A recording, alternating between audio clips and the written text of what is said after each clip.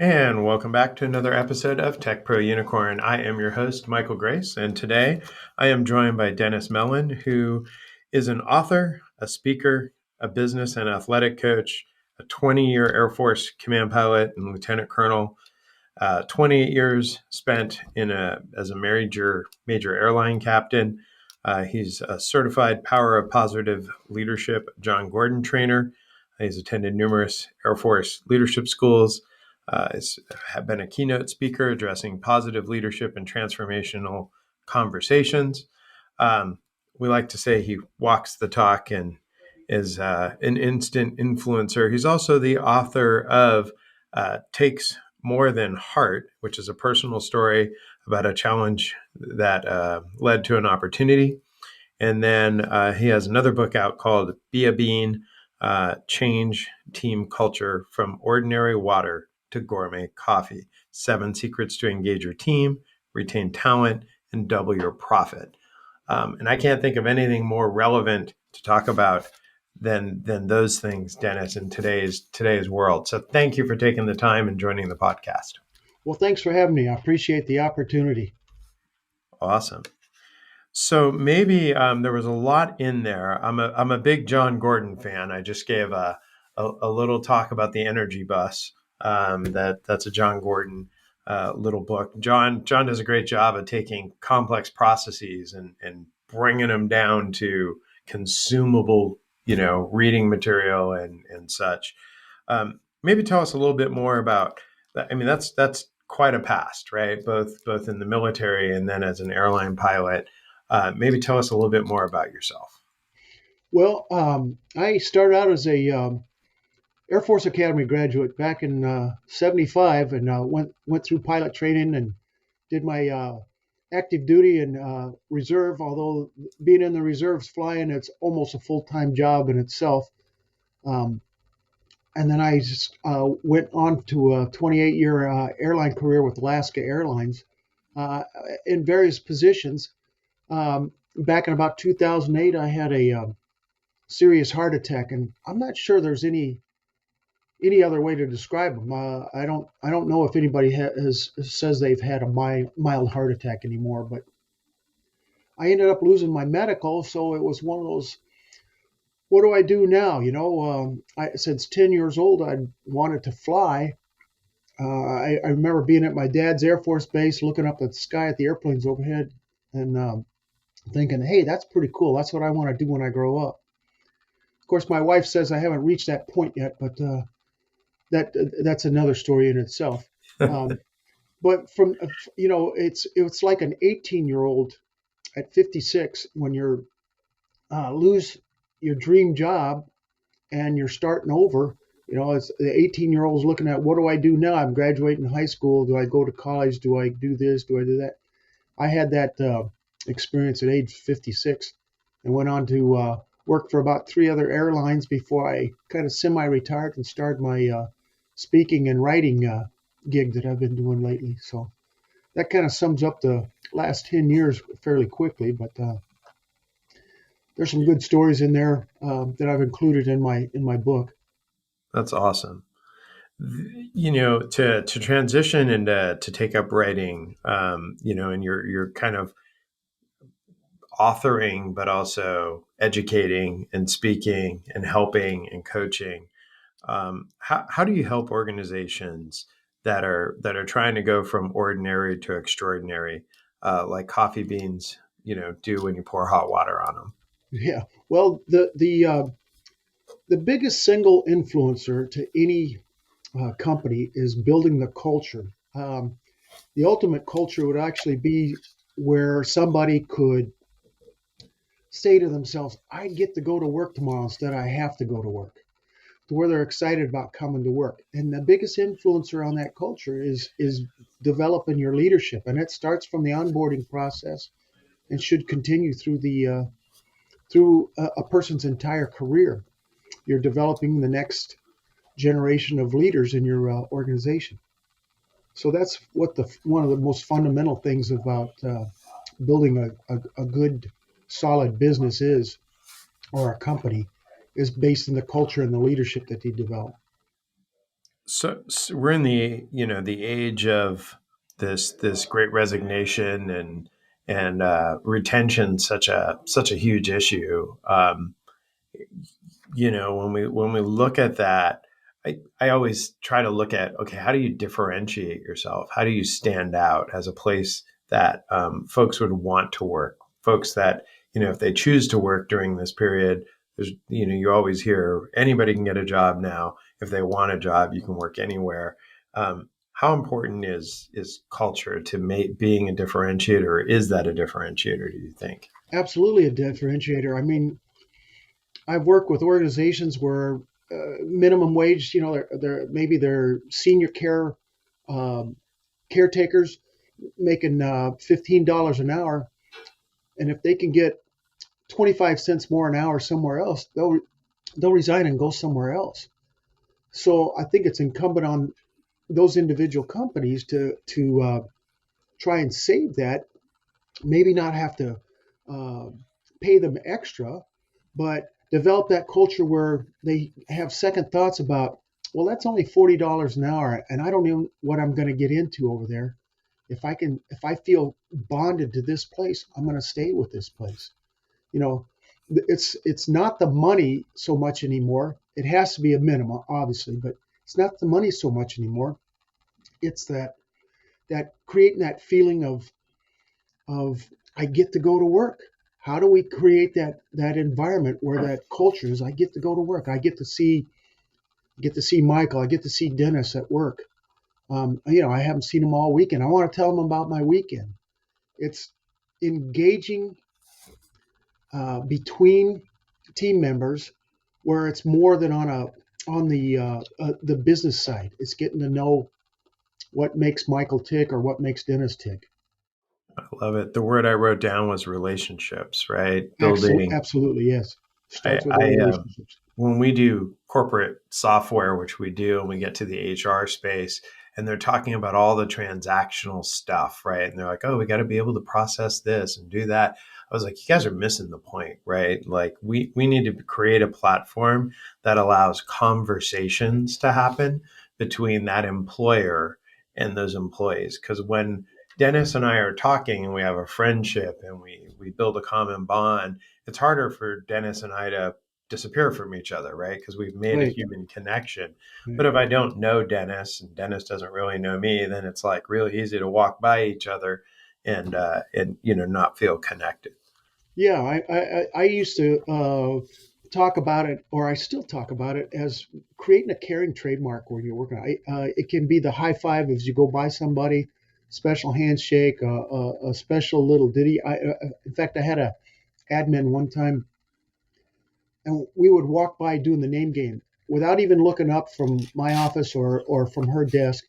As we'd walk by, I'd just say, "Hey, Tina, Tina, Bobina, Banana," and she'd jump right in and say, "Hey, Dennis, Dennis." Well, we wouldn't quit working, but we're acknowledging each other as we go by. Hey, I'm noticing that you're working hard, and acknowledge and appreciate you being there. I just had another guest that was talking a little bit about, thank you and how important that is, and in a meaningful sense, not just thank you, but like, hey, thank you for doing this, this, and this to show that person that you value what they did, what they did, and you really truly appreciate it. And so many times we just, from a culture perspective, we just everything's so fast paced and high level. It's like, yeah, thanks. Well, be really legitimately thankful and appreciate your people. I was connecting with a company the other day, and I was walking by one of their whiteboards, and here's like 50 or 60 sticky notes put up there, and I looked at them and I asked them, "What are these things?" Anytime somebody had something they wanted to appreciate, they just put it on a sticky note, stuck it up there for the week, and then the following week when they start the week, they'd read them all. And it was things like, "Thanks, Michael, for stopping at the copier and bringing them to my desk. I really appreciate it." Or, "Thanks, Dennis, for bringing coffee to my desk." Just showing appreciation, and it was just covered. The employees had gotten into it, showing each other appreciation. I love it, right? And that's not some reward program that costs.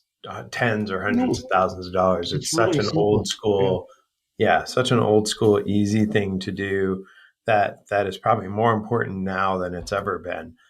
yeah. Um, so I cyberstalk naturally all my guests so that I can have a meaningful conversation and add some relevance.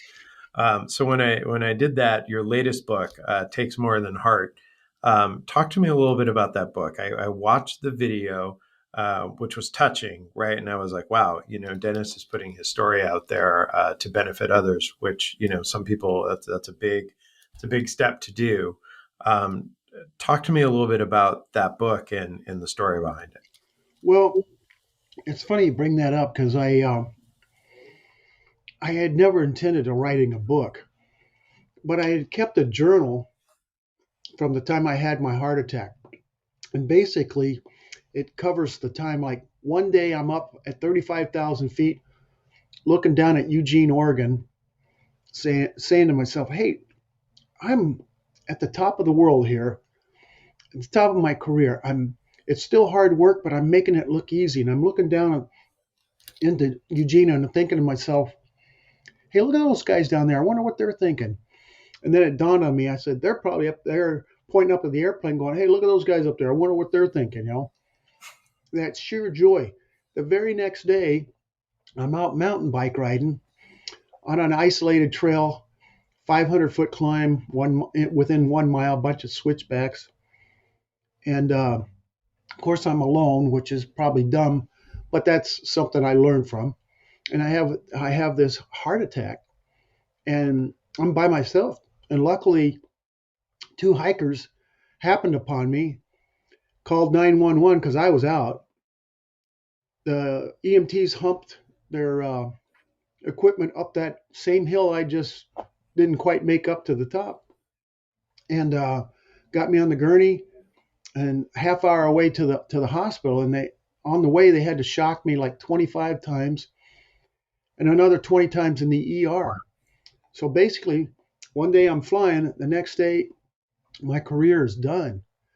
So the book details the recovery from that, the fall down 7 times, get up 8 times philosophy. And I thought it might be a good way for me to express myself and help people recover from something similar, whether it was a business failure, athletic career-ending injury, or another health problem like myself.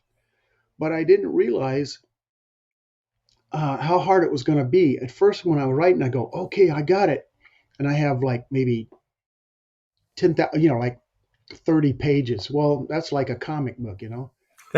So I went back and I had kept a journal for a while. And I go, "Hey, that fits here, that fits here, and this fits." Now all of a sudden, I have a viable 160-page book, and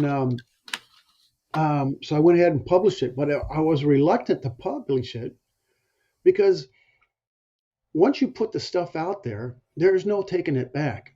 You're going to be forever be known as the guy that landed an airplane in the middle of the Hudson River, or the heart attack guy that talked about such and such. So um, it's no longer private. It's no longer a private story. But I think it's made a difference with a lot of people that have bought the book and went on to read it, and I've gotten a lot of good feedback from it. So just the fact that's been really cathartic for myself, much less helping the people that it did.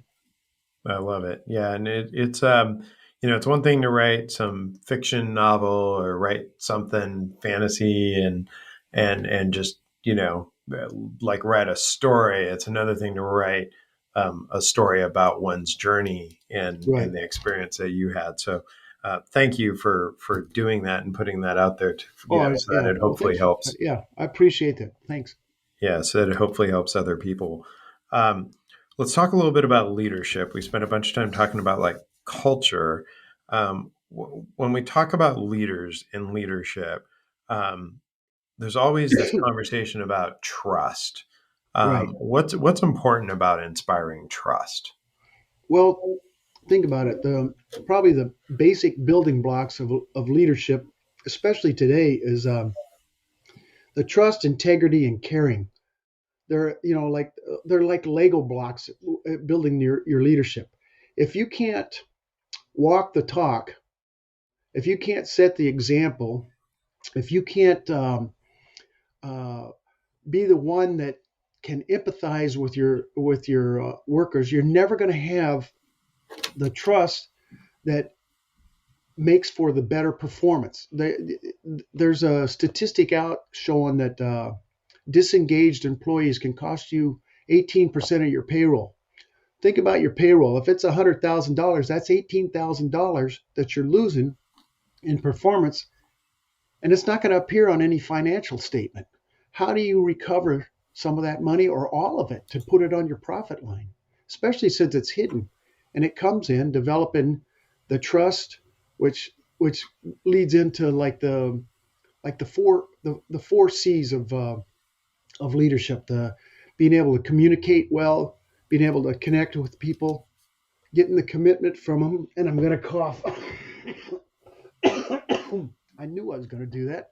Let me get a drink here. No problem. Sorry about that. No Uh, problem. Getting the commitment from the people and showing that you care. Communications, connection, uh, commitment, and caring out of it. And then you have the fundamentals of transformational leadership, is essentially what it is. So that's that. And it starts with the trust. I often say you don't have to be at the top to be a leader, right? And some of those four C's that you just laid out, at any level of an organization, you can exemplify those and have an opportunity to lead where you are. I call it, right, Right. regardless of the position. Maybe you're at a staff level or you're not even a manager, right? Um, being communicating upward, downward, having good connections and caring and um, all of those are things anybody can do and should do wherever they are, right? Those that aspire to leadership, the best way to get an opportunity to be a leader is to be a leader where you are, right? And make Mhm. that promotion opportunity just like, oh, that person's already exemplifying these qualities. And sometimes we attach leadership with a position or a job, and it really is about the culture and the people. It's about being an influencer. Exactly what my business is called. Be a bean is I look at it as business is a roiling, boiling pot of water. We don't have a whole lot of influence on that water. It's going to boil away. That's the competition. But what we do have is, as a coffee bean, you go through that roasting, grinding, brewing process. That's our experience. And if we can enter that water, whether we're in a position of leadership or as a influencer leadership or a situational leader, we're influencing in that water. We're changing that water from, hopefully, from ordinary water into gourmet coffee. Something we're increasing the performance of it. We haven't changed the roiling and boiling, but we've changed the environment around it and adapted. And if we can attract other people to become beings, also, that's the essence of building uh, foundation for a good, high performing team or organization. I love that. Because you can be a bean again wherever you are. You can be I'm just, behind Dennis is a banner for those that are just audio only, and it says, "Be a bean, be a transformer." Um, that's the value to any corporation. Anybody can show up to work and just exist, and that's okay, right? And like you're not going to lose your job for that, but you're also probably not going to get noticed and recognized if you're not being different, right? And you're not trying to help make yourself better, make your team better, make your company better. And a lot of that is just people are like, oh, I don't know, no one wants to hear that. Yeah. There's all these excuses about why people don't move that forward. Find an audience, right? Find the right person to listen to that. If you have ideas, maybe your initial supervisor won't listen, but it just needs to go a level higher. And you might have a great idea. I remember there was a guy that worked with me way back when I was, right out of college. I worked at Walgreens, and we used to get these big crates, and they used to have two big plastic straps around them to keep, the stuff from falling out. And the straps were disposable. We'd put the straps on.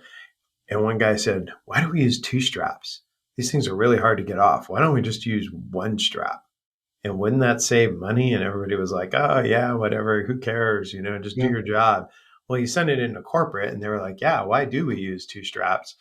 And wound up saving the company, $200,000 a year in straps. Yeah. And it was just as effective, right? And that person just took action.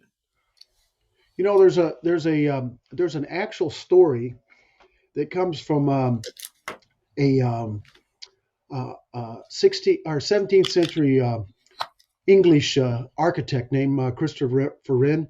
London had burned down in like 1660, and they were rebuilding St. Patrick's Cathedral, and he was put in charge of it. And he went to visit the work site, and he went up to one of the workers and said, "Hey, what are you doing?" He says, "I'm building a wall."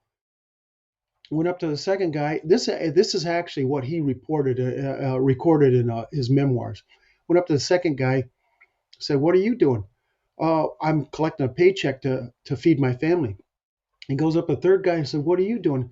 The guy drops everything, gets a smile on his face, comes directly over to him and says, "I'm building a cathedral. And it's going to house 800 parishioners on Sunday and uh, be a shelter for homeless during the week. That's what I'm doing." And the key is, how do we create more cathedral builders in your workforce? Think of the power in that when you can increase your performance and get everybody as cathedral builders instead of collecting paychecks or I'm just doing what I'm told. You know, that guy showing initiative with the straps is one of those cathedral builders. He's not satisfied. He's excited about just the simple task at hand. I love it. Yeah, Yeah. so many folks just need to be unleashed, right? They need to be empowered, or feel like they have an audience to contribute, which goes back to culture and goes back to leadership. What do you think? In this moment in time, we have a lot of people with the Great Resignation and such. There's lots of interesting things happening from an employment perspective, and companies really struggling to retain folks. What do you think some keys are to keeping the team and developing them? You have to create that team identity some way. It has to be something tangible. I mean, we see it in athletic teams all the time. I'm an Eagle. I'm a Titan. You know, you can see it with the pride that somebody has. I fly for Alaska Airlines, or um, I work for GM, and you create that pride in what you do, so that when it comes up in conversations, it's branded. It's like your Tech Pro unicorn. You're branded. People will start identifying unicorns with Tech Pro unicorn. And that's that pride in that, and then the follow-on things will develop. Also, there's a lot of different uh, gears involved in it, but it's essential to be um, constantly improving on those things.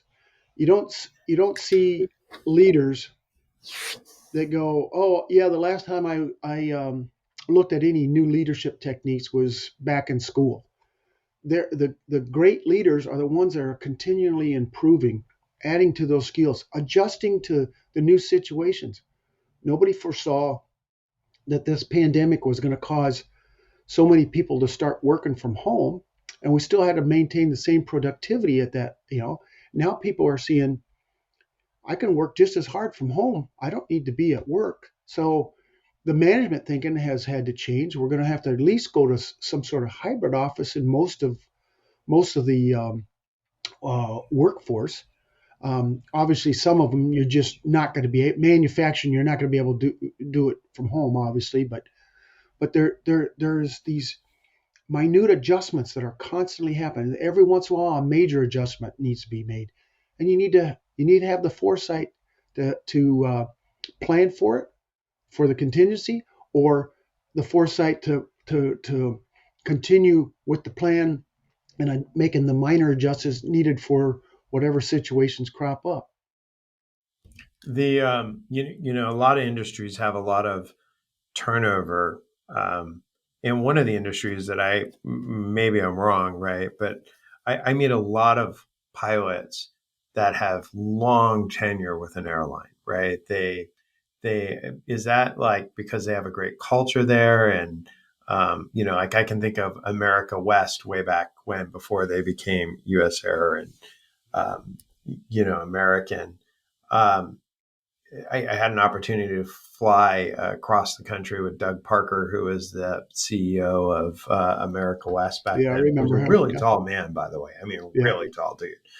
Um, and he was just the gentlest spirit. And in talking to him, we were talking about business and leadership in the company, and he just kept talking about his people. Right? It was all about the people, and the airline was not, yeah, the airplanes are cool and important and maintenance is cool and important, but the people that flew those planes, the stewardesses and the staff and the flight attendants and everyone, the gate agents, and the importance. And then he kind of swirled it all and he focused it on the customer, and he's like, we have to get people where they need to be because they have really valuable things to go do. And all this operation has to swirl together. But that's like one industry that I just don't see a whole lot of people. You didn't say, like, oh, I was an airline pilot for 28 years. For two yeah. years, I flew here. For a year, I flew there. Then it was here. Then it was here. Then it was here. Then it was here. A lot of people jump around in careers today, but airline pilots don't seem to be that breed of people. Well, there's some additional factors in there. One is a lot of almost everything with pilots is based on seniority. The longer you stay with somebody, the Ah, more you're making and the more settled your schedule is. To change an airline, you literally have to start at the bottom, and that's kind of tough. Now that was forced on some people with some of the bankruptcies and things, or senior pilots had to go entry level at some other place. But every airline seems to have a particular culture that gets them excited about work. It seems. you can point to probably the biggest out there with the culture that gets studied all the time is Southwest, and their ability to kind of break from the norm. I can't imagine. I mean, I have memories of some of the cool Southwest flights I've been on where you're getting your safety briefing, and as somebody who flies just way too much for work and such, I'm always on an airplane, please do the safety briefing, and this is how you do your seatbelt. And you're just like, oh my gosh, let me put my AirPods in and tune that out. But on Southwest, oftentimes you'll find people and they say the same thing, but they make it fun and engaging for the consumer. Mhm. And I know there's all kinds of regulations about what they have to say, but they accomplish that in a very engaging way that has the whole plane laughing. Just their culture seems to be like, hey, we're going to do this. We're going to do this safely, but we're also going to have a lot of fun with it. Right. And one of the philosophies that they've promoted and that a lot of other airlines and a lot of other companies have adapted is the making it where the employee is the most important thing. Make the employees happy, and generally it's going to follow that you're going to make your customers happy, and everyone you engage with is going to be happy. And it's not as big an airline as Southwest, but Alaska's done a really good job of making the employee putting the employee first, but engaging the customers and making them have a good experience. Not in the it's a different culture with Southwest. Um, the fun, it's a different type of fun with Alaska, and some of the other airlines have adapted things like that too. And as the workforce gets older, when you start having, you know, crews that are been flying for 35, 40 years, there gets to be a little bit of the sameness going in there too. So it's always exciting when a company is rapidly expanding, like Southwest has done over the and I'm sure that they're experiencing some of the legacy problems currently now as they've gotten older. I mean, they've been around for almost 45 years now, so you know, somewhere in there. I don't know exactly but they've been around for quite a while now, so they're experiencing some of the growing pains of getting an older workforce. But it's really helped them, and it's helped other airlines in the showing the how to build that culture where it's fun to be at work.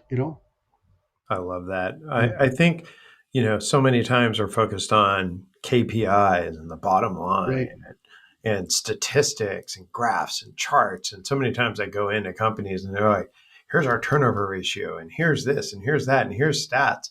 And I'm like, that's great. Can I go talk to a couple people, right? Can I go yeah, talk to the yeah, humans that are out there? Because they're going to tell me the right, real story, and that'll inform me on how I can help you fix all these numbers, right? The right, numbers, point to a problem, but the numbers aren't going to point to what that solution is. right. Yeah, you're exactly right. It's the relationships and in some companies, it's a top down thing. We'll let you know. And you're not going to get anybody to venture any suggestions or be innovative. And that's been the problem with some of the companies that have gone bankrupt. They've lost lost their way in finding new and innovative ways of doing things. Think of Blockbuster used to be one of the top things that we used to go to check out movies all the time. Yeah. they didn't they didn't adapt to the changing situation. You Yeah. know, they kept their same perspective. So many times I heard the greatest quote that I've heard in a while, um, about 3 days ago, and they said it was about coaching and mentors and having people outside of an organization or even you personally, right, come in and help you. They said it's really hard to read the label from inside the bottle, and I That's just correct. thought Yeah, that's a I good one. thought, oh, that's really Yeah, good. So a lot of times, having a coach come in and help you think through problems or help you just be that objective eyes, and people tell it's the strangest thing to me, right? If there's not that trust in leadership, oftentimes leaders will go out and they'll be like, oh, this is I got to solve this problem. They'll go talk to people and they'll be like, what's the problem? And oh, nothing's the problem. Okay, so yeah, yeah, no valuable info. And then you get a coach to come in or a consultant to come in and they're like the same people that said, oh, there's nothing a problem. They'll list out 200 things that is a yeah, problem. yeah. Isn't that the truth? It's important to create that environment where you can hold those purposeful, uh, productive, positive conversations where you can generate some innovative ideas.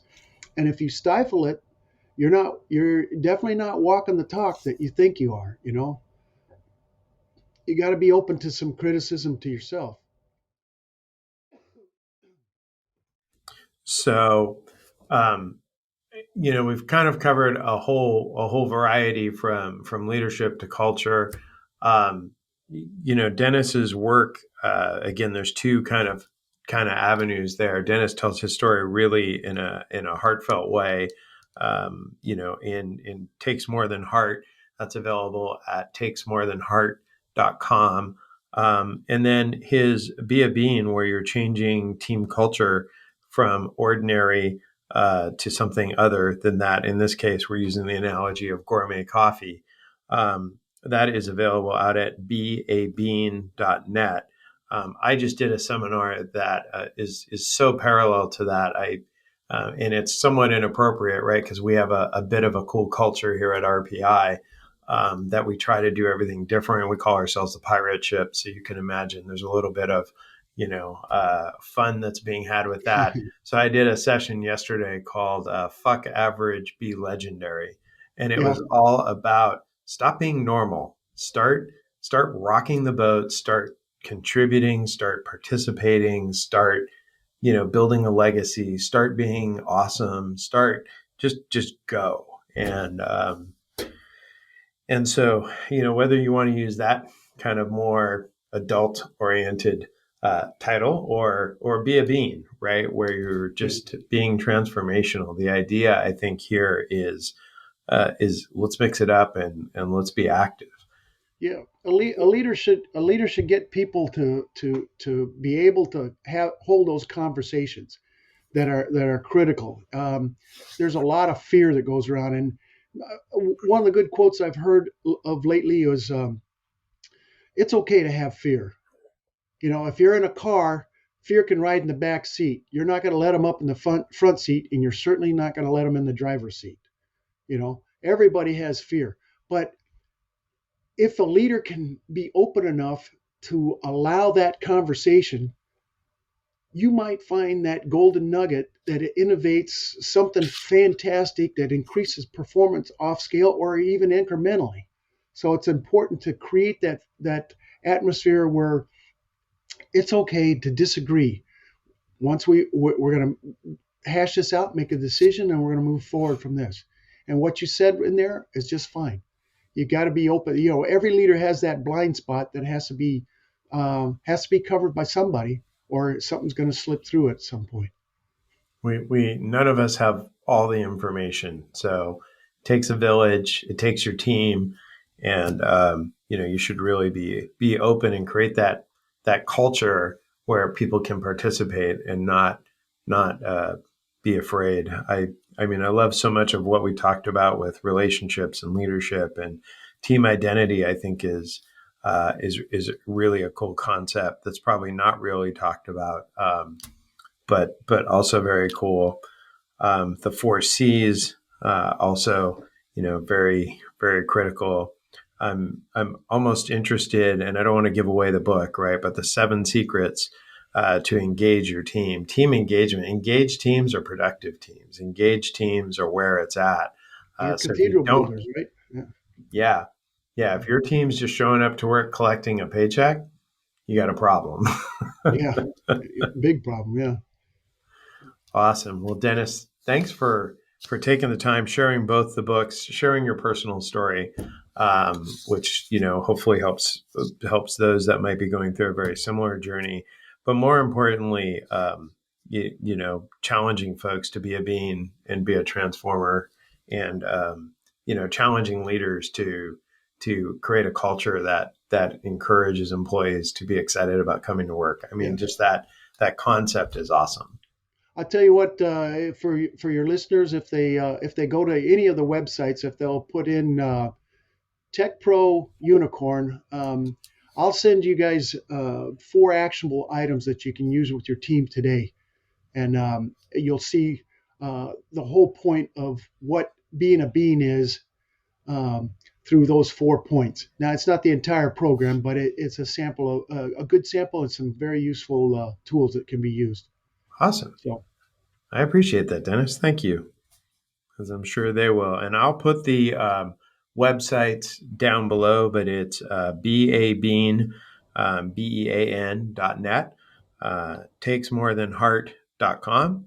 And then either of those two, and then there's also an associated YouTube channel that again I will put out there in down below in the comments. So, Dennis, yeah. thanks for taking the Appreciate it. time. One last thing. Yeah.